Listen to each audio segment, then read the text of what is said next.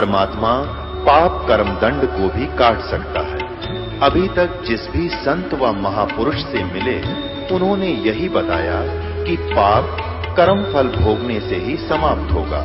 वो प्रभु कौन है जो पाप कर्म को काट देता है, वो काल के बंधन से छुड़वा देता है। उसका क्या नाम है, पूजा की विधि क्या है? कृपया अवश्य सुनिए जगत गुरु तत्वदर्शी संत रामपाल जी महाराज के अमृत वचन। सत साहिब दर्शकों, जिस प्रकार खाद्य और पोषक तत्व डालने से बोई हुई अनाज संवर जाती है, ठीक उसी प्रकार परमात्मा के संपूर्ण ज्ञान की पुस्तक मिल जाने से जिंदगी संवर जाती है।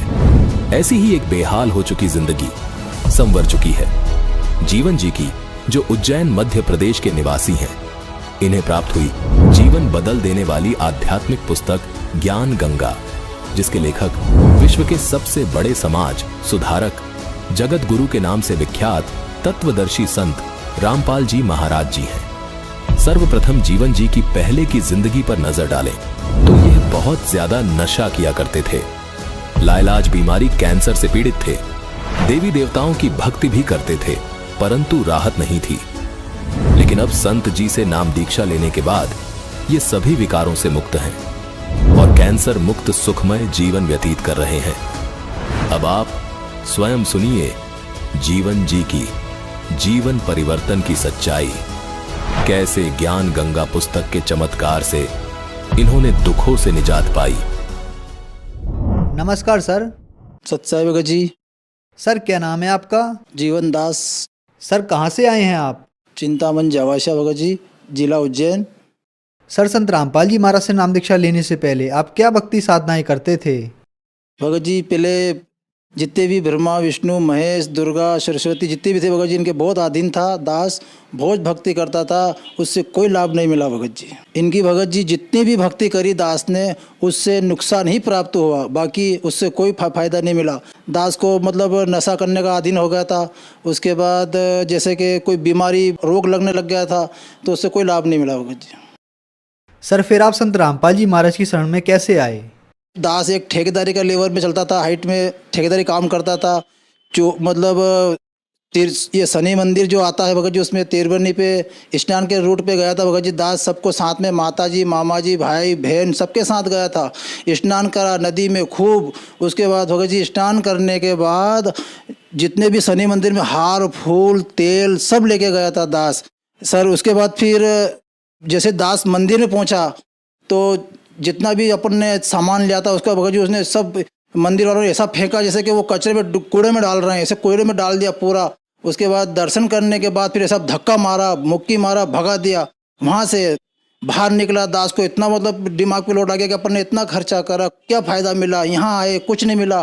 उसके बाद भगत जी सबको छोड़ दिया मैंने, भाई बहन मामा बुआ सबको। उसके बाद फिर रोड पे निकल गया जहाँ दास की गाड़ी खड़ी थी, वहाँ जाके खड़ा हुआ। उसके बाद संत रामपाल जी भी अन्य भाई वहाँ पे पुस्तक सेवा कर रहे थे, तो मैंने सोचा कि एक पुस्तक 10 रुपये में मात्र सिर्फ ज्ञान गंगा मिल रही है, यार ये कौन सी पुस्तक है। बहुत सारी पुस्तक पढ़ रखी थी दास ने, तो वो पुस्तक ली भगत जी, पुस्तक ज्ञान गंगा संत रामपाल जी महाराज की पुस्तक पढ़ी सर। उसके बाद फिर सतलोक आश्रम में जाके संत रामपाल जी महाराज से मैंने नाम दीक्षा ली। सर संत रामपाल जी महाराज से नाम दीक्षा लेने के बाद श्रद्धालुओं को बहुत सारे लाभ प्राप्त होते हैं, तो क्या संत रामपाल जी महाराज से नाम दीक्षा लेने के बाद आपको भी कुछ लाभ प्राप्त हुए? लाभ प्राप्त हुआ भगत जी। प्रथम तो मेरे को पूर्ण परमात्मा मिल गए वहाँ जाने से, भटक रहा था दास। दूसरा लाभ कि मेरे को कैंसर था ये गले में, यहाँ पे जब कोई डॉक्टर को बताता था वही कहता था कि बेटे तू ये सब छोड़ दे, नशीली चीज़ मत खा पी, ये सब छोड़ दे। तो ये बहुत, तो वो डॉक्टर मेरे को ये सारा गठाने ऐसे फोड़े हो रहे थे, फोड़ के उनने मेरे को बाहर करा, सब पेक बाहर निकाला उन्होंने और फिर पट्टी कर दी, फिर छोड़ देते, घर चले जाते। 6 महीने साल भर तक भगत जी खूब परेशान हुआ दास, खूब। डॉक्टर के पास बार बार जाता था, वो ये कहता था कि नशा छोड़ दे तो सही हो जाएगा, और डॉक्टर ने ये तक नहीं बताया था कि तेरे को कैंसर है। मैं तो बिल्कुल, उनने सिर्फ इतना बता रखा था कि तेरे को कुछ भी होना जाना नहीं है, ये तो तुम्हें इलाज करवा। तो मैं इलाज कैसे करूँगा, गरीब स्थिति बहुत ख़राब थी, बहुत मेरे को बहुत डाउन, मतलब ऐसा लग रहा था कि मालिक मतलब कैसे बचूँगा। तो उन्होंने ये भी नहीं बता रखा कि तू कब तक जिएगा या कब तक मरेगा, ये कुछ नहीं बताया था मेरे। तो संत रामपाल जी महाराज से उपदेश लिए दास ने। उपदेश लेने के बाद फिर पूर्ण परमात्मा की भक्ति मिली। संत रामपाल जी महाराज के वहाँ जाने से सारा रोग, कैंसर, बीमारी, जितना भी अंदर कष्ट था सब खत्म हो चुका सर। सबसे बड़ी वाली लड़की नेहा, उसका लीवर खराब था सर। लीवर खराब होने से नेहा इतनी परेशान थी कि उसके सर दर्द होता था, उसके ब्लड की कमी थी। उसको जब मैं लेके गया डॉक्टर के पास तो उन्होंने बोला कि इसको तो लीवर कमज़ोर है, तो कैसे होगा, सही है। फिर संत रामपाल जी महाराज से उपदेश लिए। ऐसे ही भगत जी वो खाना भी खाने लग गई, लीवर उसका सही भी हो गया और आज 10वीं क्लास के अंदर सबसे फर्स्ट आ रही है वो। नाम दीक्षा लेने से पहले 2013 के अंदर दास 2 व्हीलर गाड़ी चला रहा था सर। तो कीचड़ था, बारिश का समय था, गाड़ी रेल गई थी, गाड़ी गिर गई सर। तो फिर मेरा दास का पाँव एक टूट गया सर। मेरा पाँव टूटने से मुड़ नहीं रहा था, बैठ नहीं पा रहा था, उठ नहीं पा रहा था, दिक्कत आ रही थी। जब संत रामपाल जी महाराज उपदेश लेने के बाद मेरा पैर सही हो गया और उसके बाद अंदर से एक करीब 4 इंची का धागा तक निकला उपदेश लेने के बाद। उसके बाद फिर वो पैर मेरा सही हो गया। संत रामपाल जी महाराज से उपदेश लेने के पहले दास एक ठेकेदारी लाइन के अंदर था। तो जब किसी भी रोज छत भराती थी दास की, उस दिन सब तो मजदूर को ऐसी पार्टी देता था कि ताकि कोई मेरे को छोड़ना पसंद नहीं करता था। इतनी दारू पीते थे और पिलाते थे और रोज बीड़ी, सिगरेट, दारू, ये गांजा, भांग, ये इसके बहुत आदीन थे। संत रामपाल जी महाराज से नाम उपदेश लेने के बाद सारे नशे दूर हो गए। सर, संत रामपाल जी महाराज ने आपको एक सुखमय जीवन दिया और बहुत सारे सुख दिए। तो जो श्रद्धालु आज आपको देख रहे हैं, आप उन्हें क्या कहना चाहेंगे? जैसे दास का जितना भी रोग, नशा और यह आर्थिक स्थिति और लड़की का लीवर, दास का कैंसर, नशा और पाँव, ये सब जो सही हुआ है, ये संत रामपाल जी महाराज की कृपा से ही सही हुआ है। आप भी सत्संग सुनिए और संत रामपाल जी महाराज से दीक्षा लीजिए। धन्यवाद सर। सत साई। दर्शकों, अभी आपने सुने संत रामपाल जी महाराज से दीक्षा प्राप्त करके सुखी हुए भक्त के अनुभव। अब देखिए जगत गुरु तत्वदर्शी संत रामपाल जी महाराज के मंगल प्रवचन। गुरु के बिना वेदों के अर्थों, गूढ़ अर्थों का समझना बड़ा कठिन है और उसके ना समझे बिना हम अज्ञानी ही रहे। हमारे जितने भी ऋषि, सतयुग से लेकर आज तक के ऋषि महर्षि, ये सब अज्ञानी थे। अपने आत्मा, ये दास के जो वचन हैं ये कड़वे अवश्य लगेंगे एक बार, लेकिन बाद में इतने मीठे हो जाएंगे, इनके अतिरिक्त आपको कोई और बोल वचन सुहावेगा नहीं, अच्छा नहीं लगेगा। कि सतयुग से लेकर आज तक के ऋषि महर्षियों को ज्ञान नहीं था। अपने आत्मा थोड़ी सी झलक दिखा दूं, नहीं तो कोई पहली बार सुनेगा भक्त, क्योंकि ये सीडी वगैरह बनती हैं, भक्त अपने मित्रों को देते हैं, तो उनका ये हजम होगी नहीं ये बात कि सतयुग से लेकर आज तक के इन ऋषि महर्षि ब्राह्मणों को कति ज्ञान नहीं था भक्ति का। इनको छोड़ ब्रह्मा विष्णु महेश को ज्ञान नहीं था, बताओ। तो ये वचन जो दास के हैं, ये तो आज सभ्य समाज, शिक्षित समाज हो गया, इसलिए स्वीकार्य हो गए। और ये वचन परमात्मा 600 वर्ष पहले कहा करते कबीर जी, तो उस समय तो पत्थर खान की बात थी, डले लग गए। और है ये सारी सच्ची, पूरी कंप्लीट सत्य है, हमारे सदग्रंथ प्रमाणित करते हैं। इससे पहले मैं थोड़ा सा श्री देवी भागवत के कुछ उल्लेख आपके रूबरू करता हूं, जिससे आपको पता चलेगा कि न तो सतयुग से लेकर आज तक के ऋषि महर्षियों को ज्ञान था और न ब्रह्मा विष्णु महेश को ज्ञान था अध्यात्म मार्ग का, तो और को होगा किसको? केवल परमात्मा स्वयं आते हैं, अपने द्वारा रची हुई सृष्टि को यथार्थ रूप में वही बताते हैं। और यथार्थ भक्ति मार्ग और पूर्ण परमात्मा वो स्वयं होते ही है, वो स्वयं ही यथार्थ भक्ति मार्ग बताते हैं, यथार्थ ज्ञान, तत्व ज्ञान वही बताते हैं। अब देखिएगा श्रीमद् देवी भागवत सचित्र मोटा टाइप, गीता प्रेस गोरखपुर से प्रकाशित, इसके कौन है संपादक, कौन है इसके, देखिएगा। हनुमान प्रसाद पोदार, चिमनलाल गोस्वामी, और ये प्रकाशक है इसके। इसके 414 पृष्ठ पर आपको ले चलते हैं। छठा स्कंद, ये छठा स्कंद संक्षिप्त देवी भागवत 414 पृष्ठ पे। जन्मे जय ने पूछा महाभाग किस युग में कैसा धर्म का स्वरूप है, इस संपूर्ण विषय को विशेष रूप से बताने की कृपा कीजिए। व्यास जी बोले, व्यास जी बता रहे हैं जन्मे जय को, राजन यह निश्चय है कि सतयुग में ब्राह्मण वेद के पूर्ण विद्वान थे। उनके द्वारा निरंतर भगवती जगदम्बा की आराधना यानी पूजा होती थी। भगवती का दर्शन करने के लिए उनका मन सदा ललायित रहता था। प्रत्येक गांव में शक्ति मंदिर का उद्घाटन हो, दुर्गा का मंदिर बने, इस विषय की उनके मन में बड़ी उत्सुकता थी। और यहां और देख लें साथ में थोड़ी सी इनकी झलक है।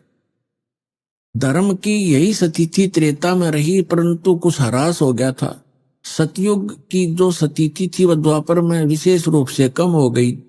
राजन, उन प्राचीन युगों में जो राक्षस समझे जाते थे वे कली में, कली माने कलयुग में ब्राह्मण माने जाते। दास नहीं कह रहा, ये अपना इतिहास कह रहा है। क्योंकि अब के ब्राह्मण प्राय पाखंड करने में तत्पर रहते हैं, दूसरों को ठगना, झूठ बोलना और वैदिक धर्म कर्म से अलग रहना, ये कलयुगी ब्राह्मणों का स्वाभाविक गुण बन गया है। अपने आत्माओं, कलयुग के जो ब्राह्मण जिनको हम आचार्य और शंकराचार्य, ये सारे ब्राह्मण हैं, हमारे धर्मगुरु जो अभी तक थे। तो इनको, इनके विषय में क्या कहा है कि जो सतयुग त्रेता द्वापर में जो राक्षस हुआ करते, इसे स्वभाव के तो हमारे ब्राह्मण हो गए, तो अन्य जनता का क्या हाल होगा। अब ये क्या बता रहे हैं, इससे एक और कंसेप्ट क्लियर कर दिया कि सतयुग के ब्राह्मण वेद के पूर्ण विद्वान माने जाते थे, व्यास जी कह रहे, और वो दुर्गा की पूजा करते थे, खाक विद्वान थे वे।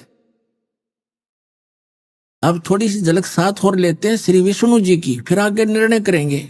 इसी देवी भागवत के 28 पृष्ठ पे ये देखिएगा, 28-29 पे श्री विष्णु और श्री ब्रह्मा, श्री नारद और व्यास जी के ज्ञान की झलक आपको दिखाते हैं। ये 28 पृष्ठ है, ये प्रथम स्कंद, पहला स्कंद है,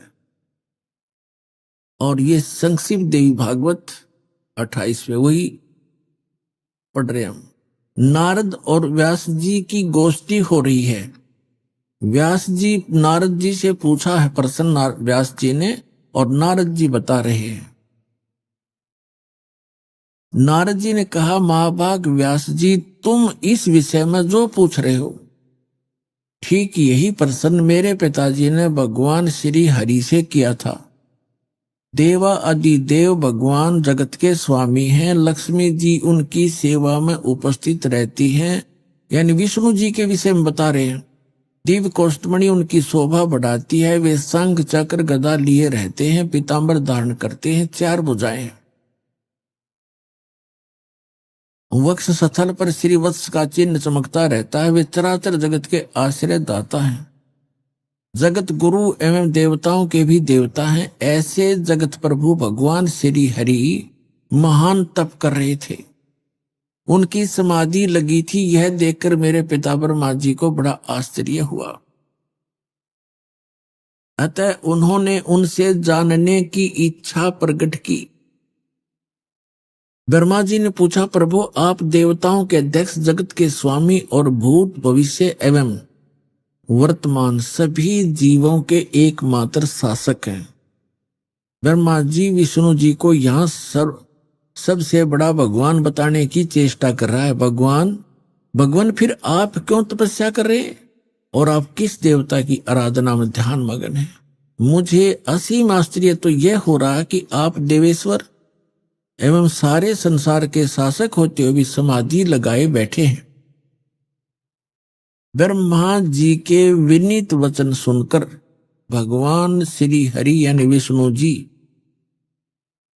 उनसे कहने लगे, ब्रह्मन सावधान होकर सुनो, मैं अपने मन का विचार व्यक्त करता हूं। देवता, दानव, मानव सब यही जानते हैं कि तुम सृष्टि करते हो, मैं पालन करता हूं, शंकर संहार किया करते हैं, किंतु फिर भी वेद के पारगामी पुरुष अपनी युक्ति से यह सिद्ध करते हैं कि रचने, पालने और संहार करने की यह योग्यता जो हमें मिली है, इसकी अधिष्ठात्री शक्ति देवी है।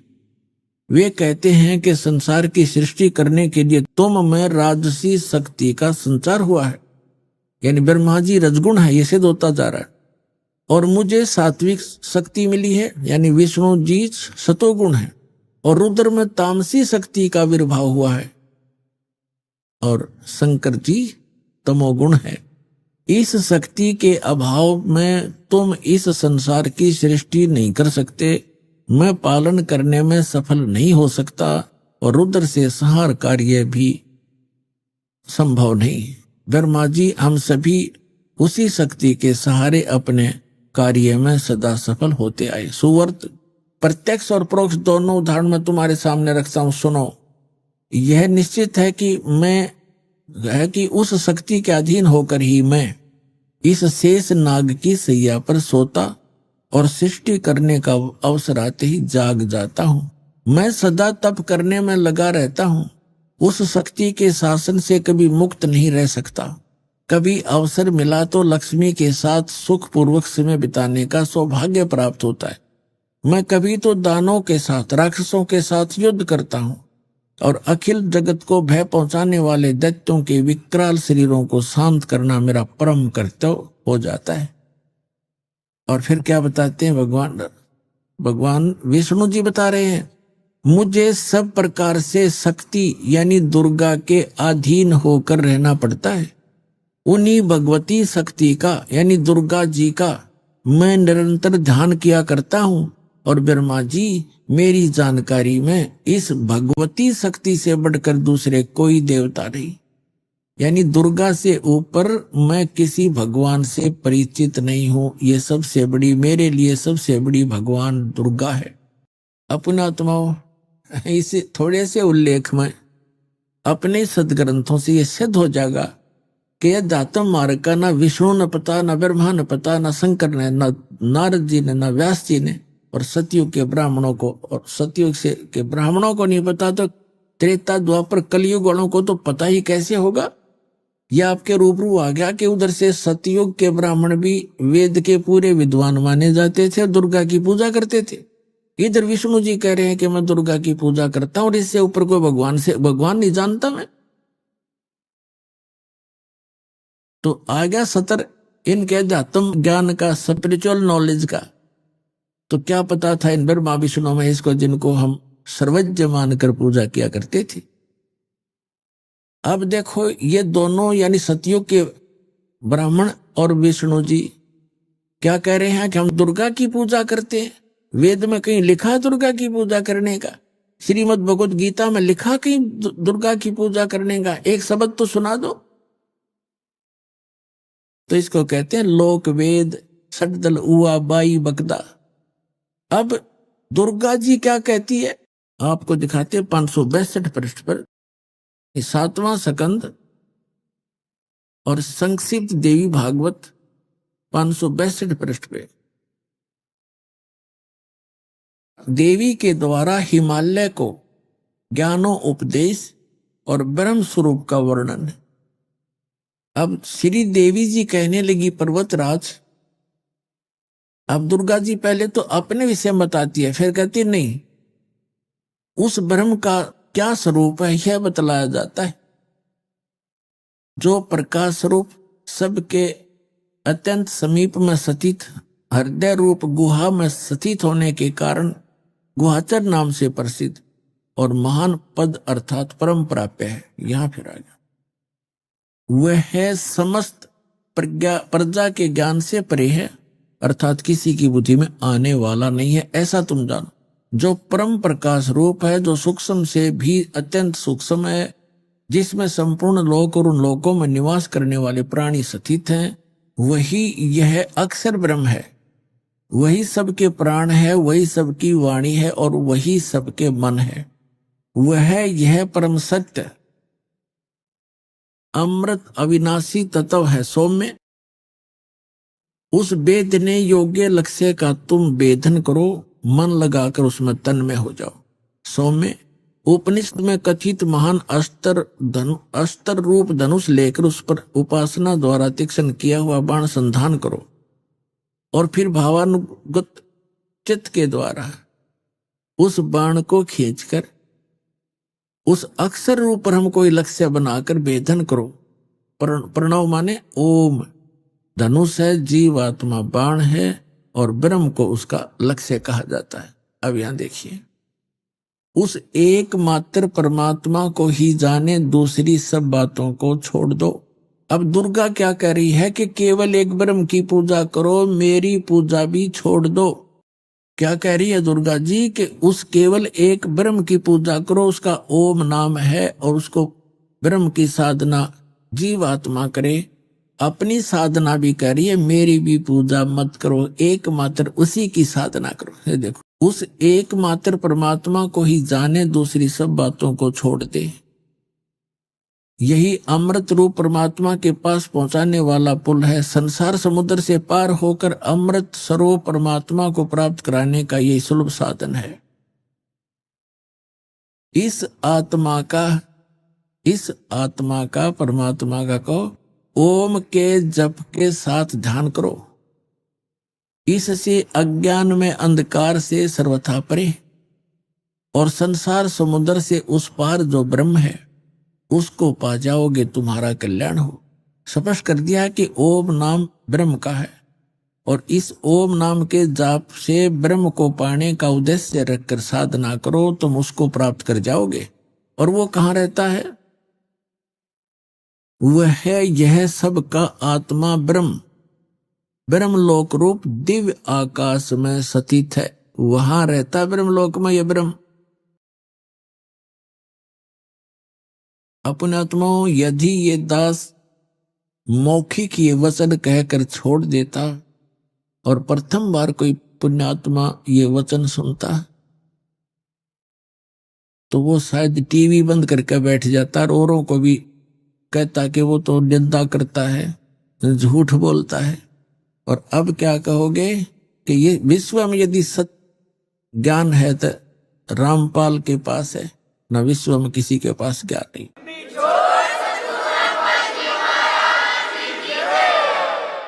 अब हम आते हैं श्रीमद् भगवत गीता अध्याय नंबर 7 पर। इसके अंदर एक बहुत ही निर्णायक ज्ञान है, बहुत ही निर्णायक ज्ञान है, लेकिन हम समझ नहीं सके इन सदग्रंथों को, जिस कारण से हमें बहुत हानि हुई, जिसकी पूर्ति अब हो पाएगी। अब देखिएगा, श्रीमद् भगवत गीता, गीता प्रेस गोरखपुर से प्रकाशित है। जयदाल गोविंद का इसके अनुवादक हैं। ये है 7वां अध्याय। हमने ये पढ़ लिया पहले, फिर पढ़ लेते हैं। प्रथम मंत्र में क्या कहा है कि गीता ज्ञानदाता कहता है, हे पार्थ, अनन्य मन से मुझ में आसक्त चित्त अर्थात अनन्य भाव से मेरे प्राण होकर योग में लगा हुआ, जिस प्रकार से तू समग्र यानी सर्व भाव सब प्रकार से, समग्र माने सब प्रकार से मुझको संशय रहित जानेगा, उसको सुन। अब दूसरे में 7वें अध्याय का श्रीमद् भगवत गीता का दूसरा मंत्र पढ़ते हैं। मैं तेरे लिए इस विज्ञान सहित तत्व ज्ञान को संपूर्णता कहूंगा, जिसको जानकर संसार में फिर कुछ भी जानने योग्य शेष नहीं रह जाता। अब तीसरे मंत्र में कहा कि हजारों मनुष्यों में कोई एक मेरी प्राप्ति के लिए यत्न करता है। यत्न करने वाले योगियों में भी कई एक मेरे प्राण होकर मुझको तत्व से अर्थात यथार्थ रूप से जानता है।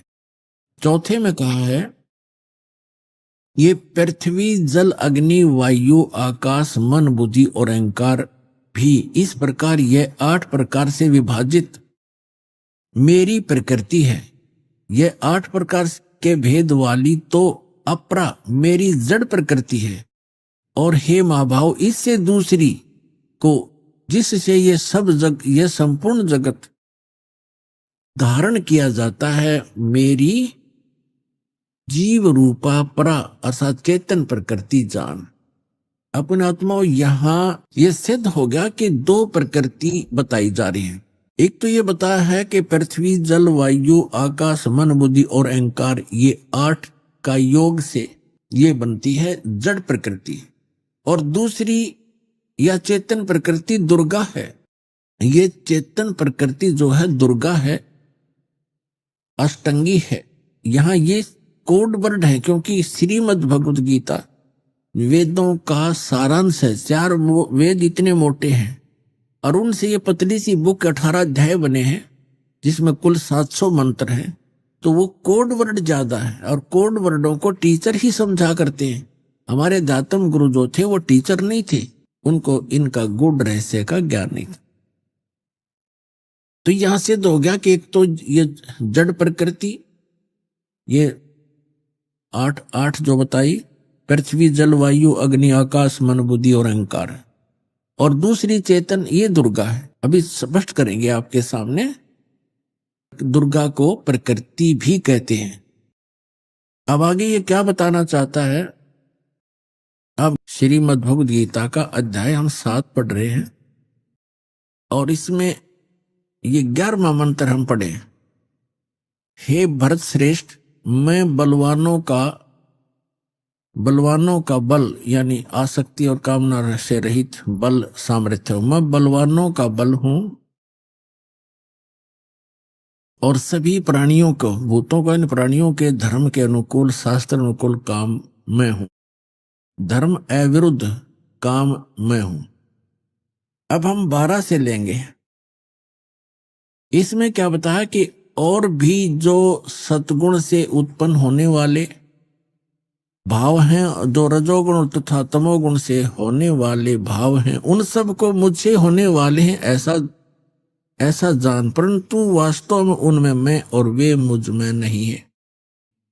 अब यहाँ क्या प्रसंग है। ये श्रीमद् भगवद गीता में गीता ज्ञान दाता कौन है। ये श्री ब्रह्मा विष्णु महेश जी के पिताजी हैं जो श्रीमद् भगवद गीता को बोल रहे हैं श्री कृष्ण में प्रवेश करके। अब यहाँ पर थोड़ा सा ये कंसेप्ट और क्लियर करना पड़ेगा कि श्रीमद् भगवद गीता का ज्ञान किसने दिया, क्योंकि श्रीमद् भगवद गीता को समझने के लिए ये जानना अनिवार्य है कि श्रीमद् भगवद गीता का ज्ञान श्री कृष्ण नहीं बोल रहा। श्री कृष्ण के अंदर प्रवेश करके ये ब्रह्म बोल रहा है, सरपुरुष बोल रहा है, ये काल बोल रहा है। यहां थोड़ा सा हिंट देंगे ताकि श्रीमद् भगवद गीता आपके बहुत आसानी से समझ में आएगी। अब आपको दिखाते हैं कि जब महाभारत का युद्ध समाप्त हो चुका और युधिष्ठिर जी को राजगद्दी प्राप्त होगी, तो श्री कृष्ण ने कहा पांडवों से कि अब मैं द्वारका जाना चाहता हूं।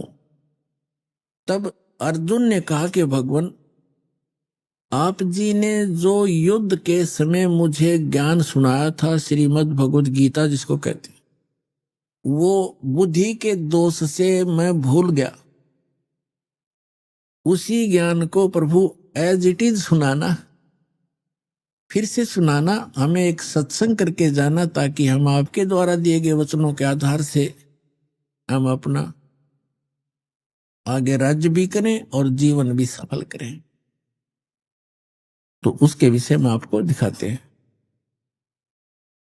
यह है संक्षिप्त महाभारत द्वितीय खंड, गीता प्रेस गोरखपुर से प्रकाशित है ये। और इसके कहां से छपा है, इसके अनुवादक भी वही हैं, द्वितीय खंड संपादक तथा संशोधक जयदयाल गोविंद का, और ये यहां से छपी है। अब हम इसके आपको 667 पृष्ठ पर ले चलते हैं। ये है 667 पृष्ठ, और यहां से हम शुरू करते हैं। अश्वमेधिक पर्व।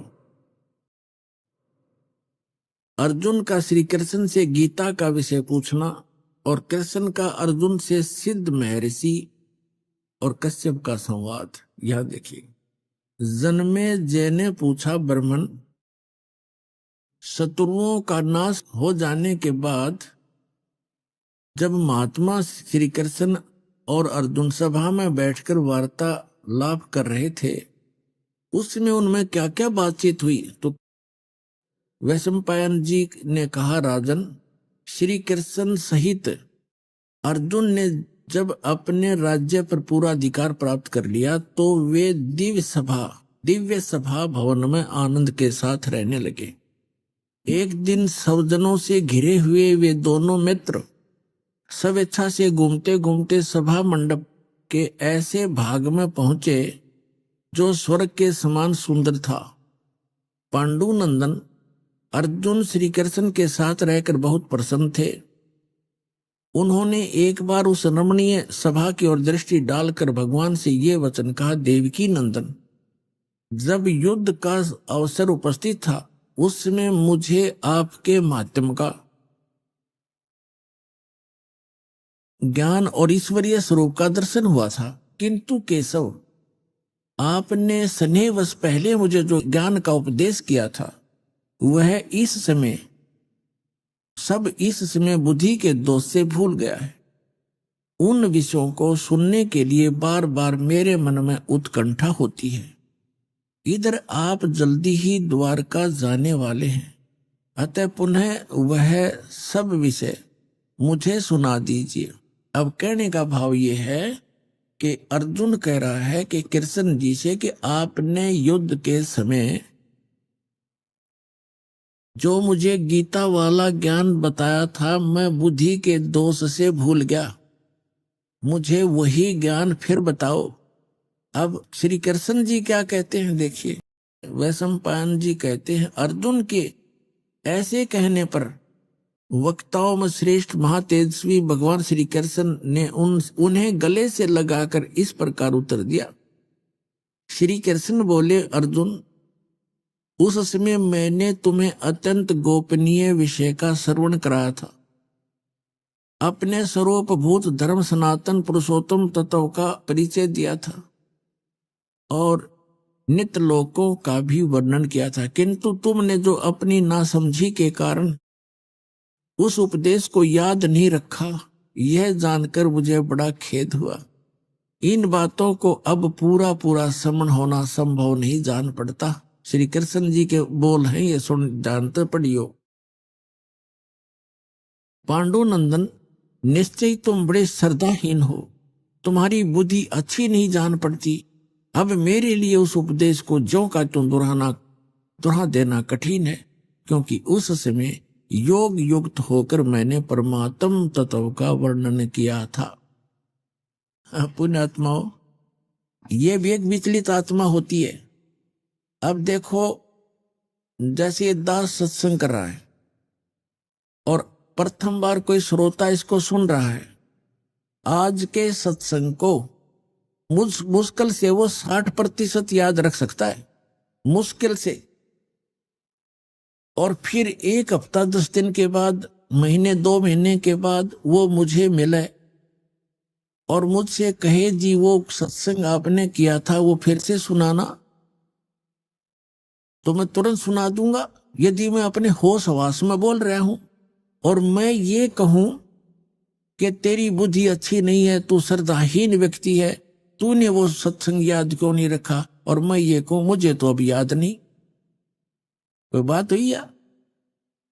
इसे सिद्ध है कि श्री कृष्ण नहीं बोल रहा था गीता का ज्ञान, उसके अंदर वो काल बोल रहा था प्रवेश करके। अब उसको कुछ भी याद नहीं। फिर कहता उसमें मैंने योग युक्त होकर के वो ज्ञान बोला था। योग युक्त का अर्थ होता है परमात्मा से कनेक्ट हो जाना।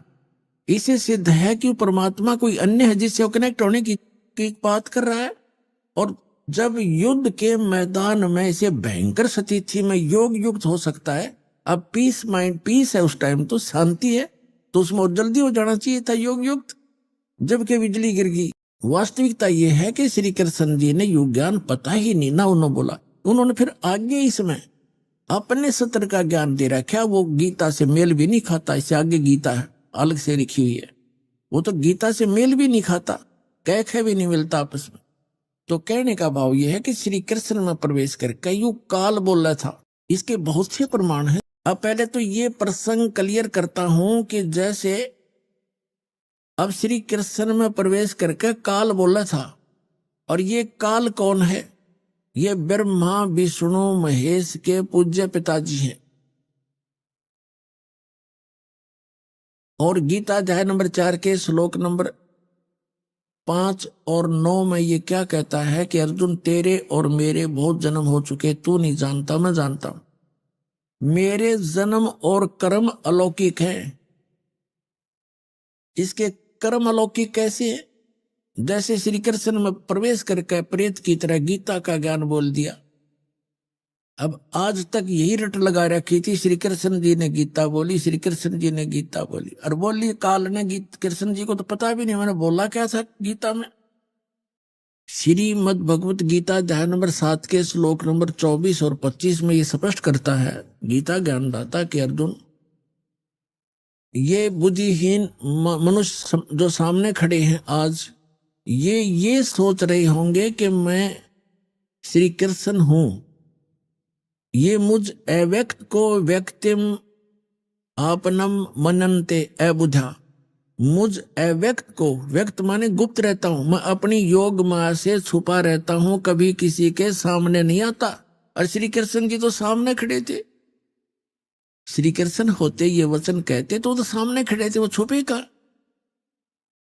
तो ये कहता मैंने प्रतिज्ञा, मेरी ये अटल प्रतिज्ञा है तो ये घटिया, पर मैं ये मेरी अटल प्रतिज्ञा, अविनाशी प्रतिज्ञा है, मैं कभी किसी के सामने नहीं आता।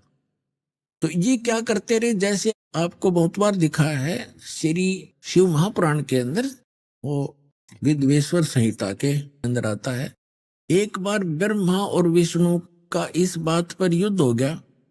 ब्रह्मा जी कहते हैं मैं सारी सृष्टि का रचनहार हूं और आपकी भी उत्पत्ति मेरे से हुई है, विष्णु जी को कहते। और विष्णु जी कहते हैं कि आप मेरी नाभि कमल से उत्पन्न हुए हो, मैं सबका, सारी सृष्टि का रचने वाला मैं हूं, सबका पिता हूं, तू मेरा पुत्र है। ब्रह्मा जी कहते विष्णु जी को तू मेरा पुत्र है। अब इनको ये भ्रम कैसे हुआ? इनको ये भ्रम ऐसे होता है जैसे ऋषि लोगों ने समाधिस्थ होने की चेष्टाएं की और इसने प्रतिज्ञा कर रखी है मैं कभी अपने ओरिजिनल रूप में दिखाई नहीं दूंगा, किसी को दर्शन नहीं दूं।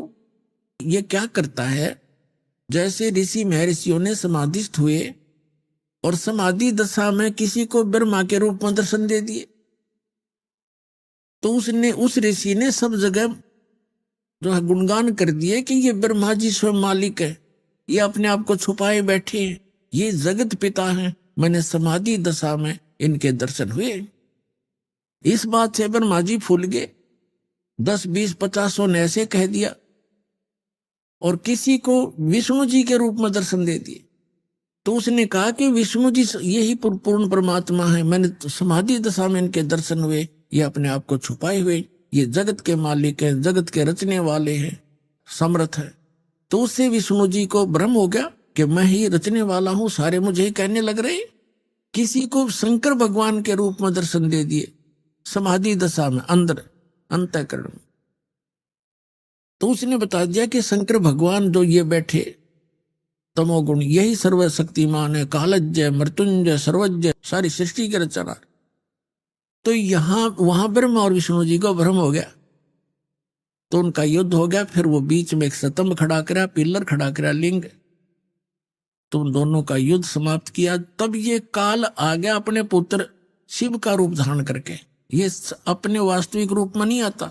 इसका वास्तविक रूप कौन सा है? जो श्रीमद् भगवत गीता का ज्ञान देते समय युद्ध के मैदान में दिखा था इसने, 1000 भुजा का है, ये सहस्रा बाहु है। ये ब्रह्मा विष्णु महेश केवल 4 भुजा बना सकते हैं, दुर्गा केवल 8 भुजा बना सकती है, इससे ज्यादा नहीं है। और ये 1000 भुजा से लेकर और 10 भुजा और 4 भुजा और 2 भुजा में बना सकता है। तो ये ऐसे अपना वास्तविक रूप इसका वो 1000 भुजा वो काल रूप है, वो इसका वास्तविक रूप है। तो उस वास्तविक रूप में ये कभी किसी को दर्शन नहीं देता, इसने प्रतिज्ञा कर रखी है। तो इसी का एक प्रमाण दिखाते हैं श्री विष्णु पुराण के अंदर कि एक बार राक्षसों का और देवताओं का युद्ध हो गया। देवता युद्ध में हार गए और राक्षस विजयी हो गए। देवता वहां से भागकर समुद्र के किनारे जाकर के तपस्या करने लगे। अभी आपने सुने संत रामपाल जी महाराज के मंगल प्रवचन। आइए अब सुनते हैं संत रामपाल जी महाराज से नाम दीक्षा लेकर सतभक्ति करके अद्भुत लाभ प्राप्त करने वाले अनुयायी के विचार। दर्शकों, इनसे मिलते हैं। ये है सुनीता जी, जो अलवर राजस्थान की रहने वाली हैं। बचपन से ही इनकी देवी जी की पूजा आराधना में अटूट श्रद्धा थी। सुनीता जी हिंदू धर्म में प्रचलित भक्ति साधना, श्राद्ध, कर्मकांड और देवी जी को इष्ट मानकर नवरात्रि जैसा पर्व आदि को पूर्ण से मानती थी। इन सब के बाद भी इन्हें न कोई लाभ मिला और न ही मोक्ष मार्ग मिल पाया। सुनीता जी का शरीर बीमारियों से हमेशा घिरा रहता था। सभी जगह अपना इलाज करवाने के बाद भी सुनीता जी अपने रोग से मुक्ति नहीं पा रही थी। इनकी जिंदगी तब बदली जब इन्हें अपने ही परिवार के सदस्य से संत रामपाल जी महाराज का पता चला। सुनीता जी ने बिना किसी देरी के संत रामपाल जी महाराज से दीक्षा ली और उनके द्वारा बताए गए सभी नियमों का पालन पूर्ण रूप से किया। संत रामपाल जी महाराज द्वारा बताई भक्ति से सुनीता जी पूर्ण रूप से रोग मुक्त हो गई। आइए सुनते हैं सुनीता जी की कहानी उन्हीं की जुबानी। नमस्कार जी। नमस्ते सर। क्या नाम है आपका? सुनीता दासी। बहन जी, आप कहाँ से आए हैं? मैं अलवर राजस्थान से हूँ। संत रामपाल जी महाराज जी से आपने नाम दीक्षा कब ली? 7 दिसंबर 2009 को। संत रामपाल जी महाराज जी से नाम दीक्षा लेने से पहले आप क्या भक्ति साधना करते थे? जो हिंदू धर्म में प्रचलित है वही साधना, देवी देवताओं को मानना, मतलब और जो पूर्वज करते श्राद्ध, पितृ पूजा सब कुछ करते थे। व्रत भी रखती थी। मैं छोटी सी थी जब से मंदिरों में जाना, जैसे महिलाओं को, बुजुर्ग महिलाओं को देखती थी, उनके अकॉर्डिंग कि मैं उनका पीछा, जैसे वो परिक्रमा लगाती तो मैं भी लगाती थी, सब कुछ वो करती थी। मैं छोटी सी से मतलब पूजा अर्चना में बहुत ज़्यादा मतलब मुझे श्रद्धा थी। नवरात्रि हमारे मायके पक्ष में होता नहीं था, लेकिन मैं देवी जी को बहुत ज़्यादा इष्ट मानती थी, इसलिए घर वाले मना भी करते थे, तो मैं पड़ोस में जाके नवरात्रि की पूजा करती थी। इस पे मेरी बुआ बोलती भी थी कि तू क्या कर रही है, अपने घर में ये होता भी नहीं है, फिर भी पता नहीं तू क्यों देवी को मानती है।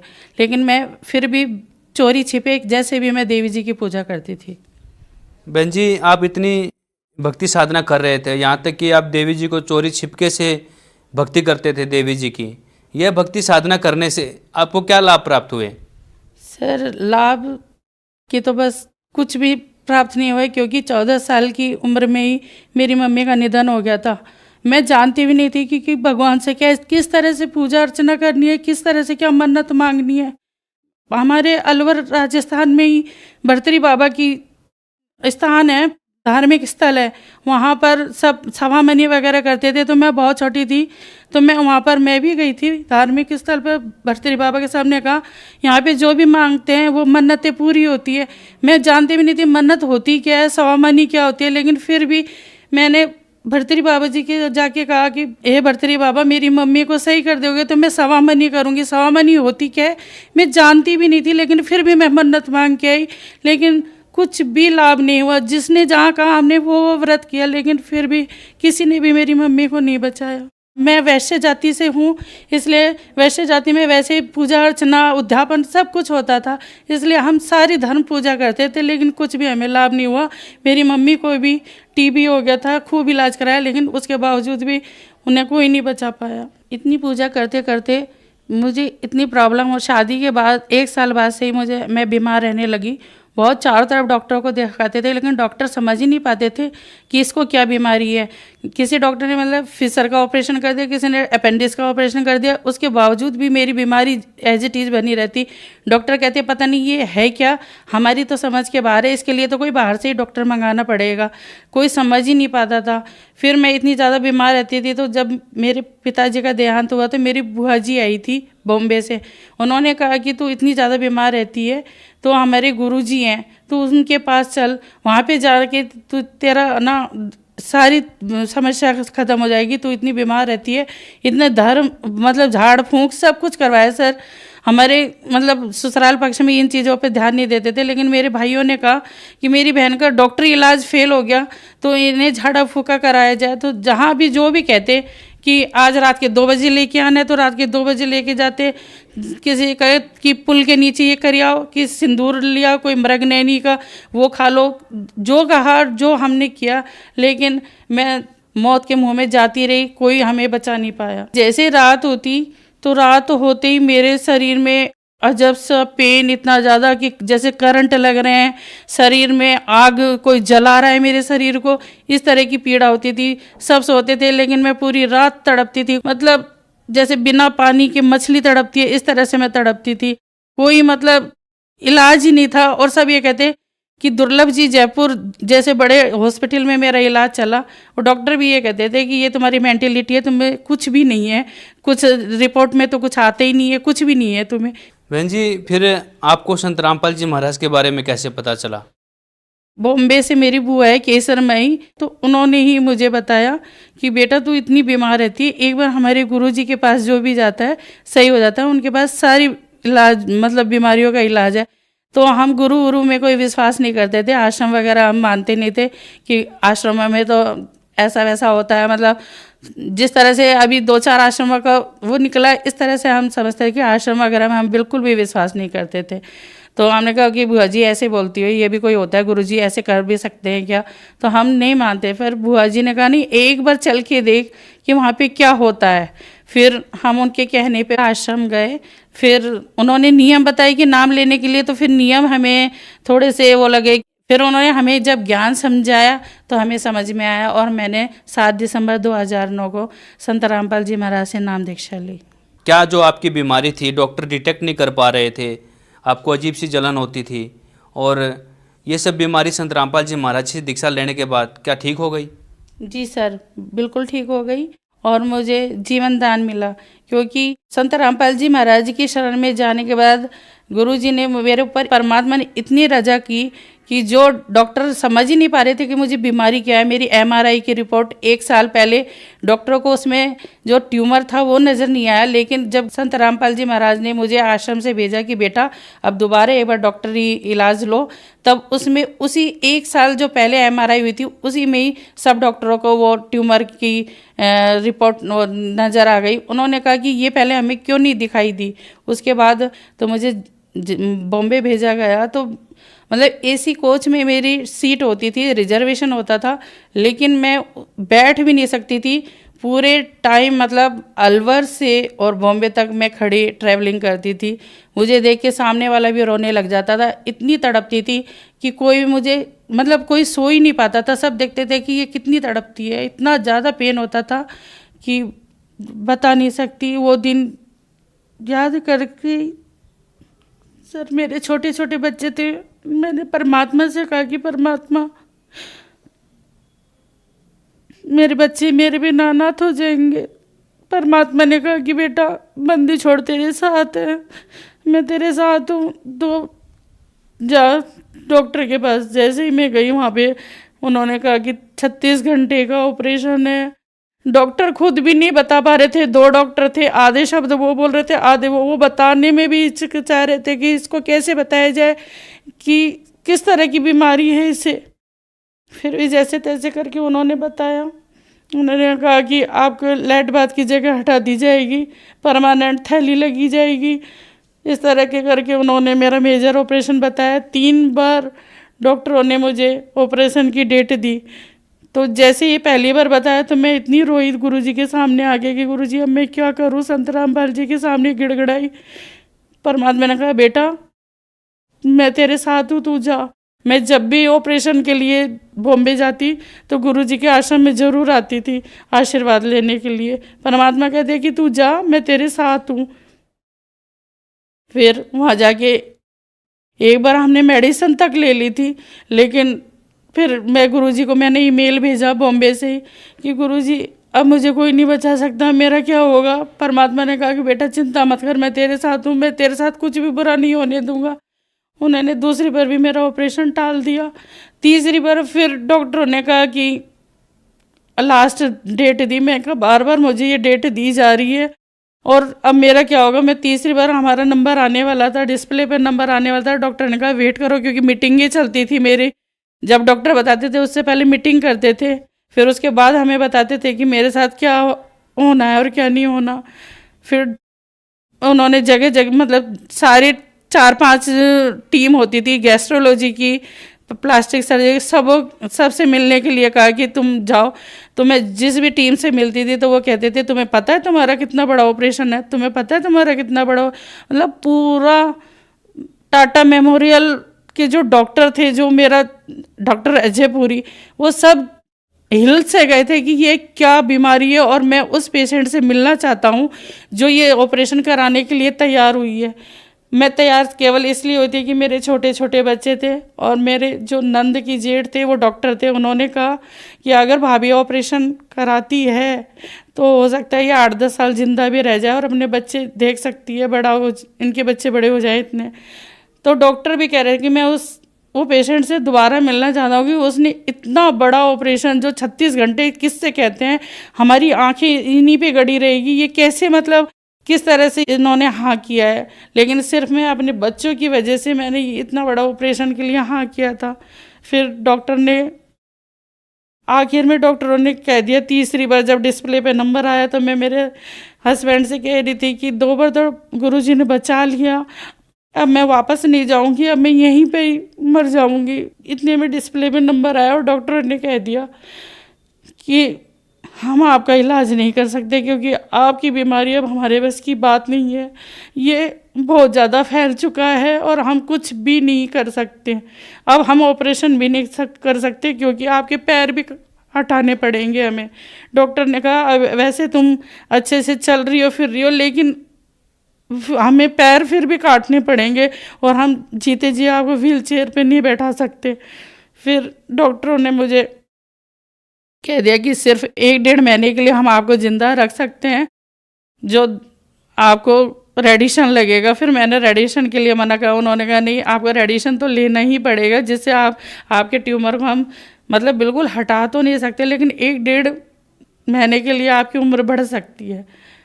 इतना ज़्यादा पेन होता था कि मैं व्हील चेयर पर चलने लग गई थी, व्हील चेयर पर चलती थी। फिर थोड़े दिन आश्रम में रही, फिर बिल्कुल मुझे गुरु संत रामपाल जी महाराज ने कहा कि बेटा घर जाओ, तो फिर मैं धीरे धीरे अपने पैरों पे चलने लगी। लेकिन मैंने बॉम्बे में डॉक्टरों ने कहा कि अब आपका ऑपरेशन तो नहीं हो सकता, लेकिन आपको रेडिएशन तो लेना ही पड़ेगा। फिर डॉक्टरों के कहने पे मैंने रेडिएशन लिया। फिर मेरा 39 रेडिएशन लगा था। तो जैसे मैंने देखती थी कि 10-15 रेडिएशन के बाद किसी की स्किन जल के मतलब घाव से बाहर हट रही है, वो हो रहा है, तो मैं डरती थी कि मेरे साथ भी ऐसे ही होगा। मेरा तो 39, लेकिन डॉक्टर भी देख के कमाल शॉकिंग हो गए कि मतलब इतना रेडिएशन लगने के बाद भी मेरी स्किन पे कुछ भी नहीं हुआ। और डॉक्टर ने कहा कि रेडिएशन के दौरान आपकी तबीयत बिगड़ सकती है, आप साड़ी नहीं पहन सकते, गाउन पहनोगे, चल नहीं सकते, मतलब। लेकिन मेरे साथ ऐसा कुछ भी नहीं हुआ। मैं लास्ट टाइम तक साड़ी भी पहने हुए थी, क्योंकि उन्होंने कहा गाउन पहनोगे क्योंकि वो शरीर में चिपक जाएगा, क्योंकि घाव बन जाएगा रेडिएशन लगने के बाद। लेकिन मेरे साथ ऐसा कुछ भी नहीं हुआ।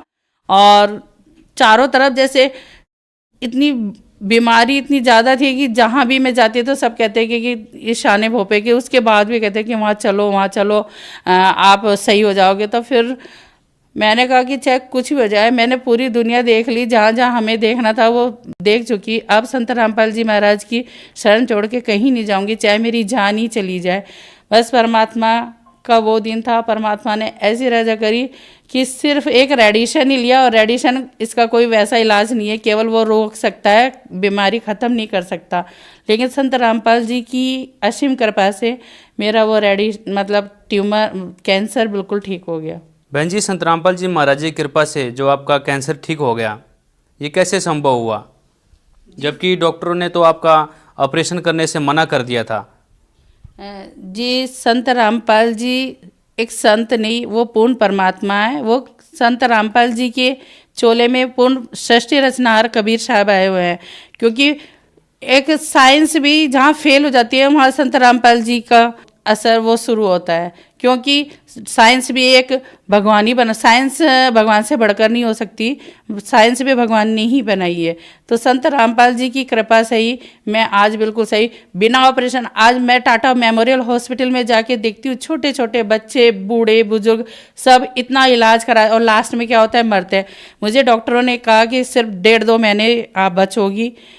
मैं जब मेरे बच्चे छोटे छोटे थे तो मैं इतनी तड़पती थी कि जिंदा लाश थी ना, मैं लेटती तो कोई दूसरा ही लिटाता था, चद्दर भी कोई दूसरा उड़ाएगा, सब कुछ। और आज मैं अपने पैरों पे खड़ी हूँ। मैं दूसरों को भी मतलब जो मुझे व्हील चेयर पे लेके जाते, आज मैं पब्लिक को व्हील चेयर पे लेके जाती हूँ, आश्रम में लेके जाती थी।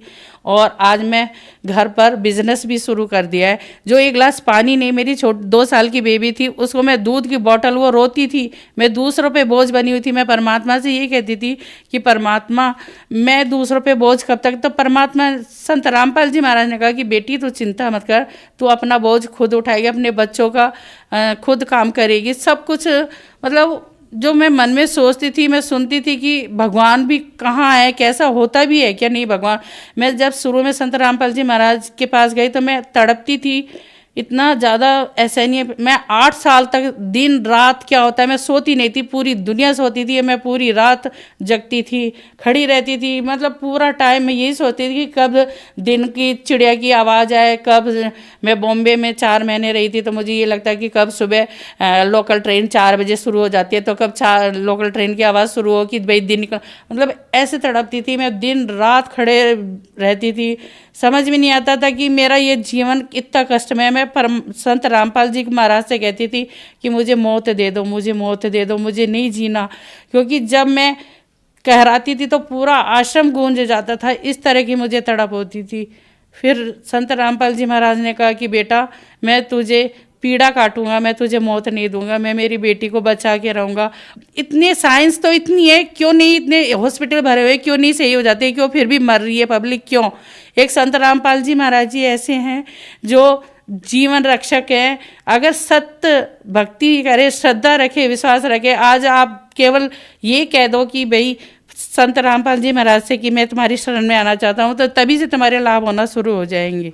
बॉम्बे टाटा मेमोरियल हॉस्पिटल में जाके पूछ भी सकते हैं, जाके कह भी सकते हैं कि राजस्थान अलवर से सुनीता गुप्ता सैक्रम कोडोमा की पेशेंट है, वो सारी रिपोर्ट आपको देंगे। आप वहाँ पे जाके टाटा मेमोरियल में पूछ सकते हैं। बहन जी, आप भक्त समाज को क्या संदेश देना चाहेंगे? मैं तो सिर्फ इतना ही कहना चाहूँगी, इस संसार में हर कोई थोड़ा बहुत दुखी है। आज कैंसर के हर तीसरे घर में बीमारियों का वो है। कैंसर एक ऐसी लाइलाज बीमारी जो चारों तरफ फैलती जा रही है। तो मैं चाहती हूँ कि जिस तरह से संत रामपाल जी महाराज के आशीर्वाद से मुझे बिना ऑपरेशन, बिना मतलब मैं एक मेडिसिन तक नहीं खाती, तो मैं भी चाहती हूँ कि जो भी हैं सब संत रामपाल जी की शरण में आए और अपना कल्याण कराएं, अपनी बीमारियों से छुटकारा पाएं, अपने दुखों से छुटकारा पाएं। बहन जी, संत रामपाल जी महाराज जी से नाम दीक्षा कैसे ले सकते हैं? संत रामपाल जी महाराज से नाम दीक्षा बहुत सारे टीवी चैनलों पर संत रामपाल जी महाराज का सत्संग आ रहा है और उन पर सत्यलोक आश्रम के कांटेक्ट नंबर आ रहे हैं। तो वहाँ पर आप कांटेक्ट करके जो आपके समीप नामदान स्थल है वहाँ से नाम दीक्षा लीजिए। धन्यवाद जी। सच्चाई।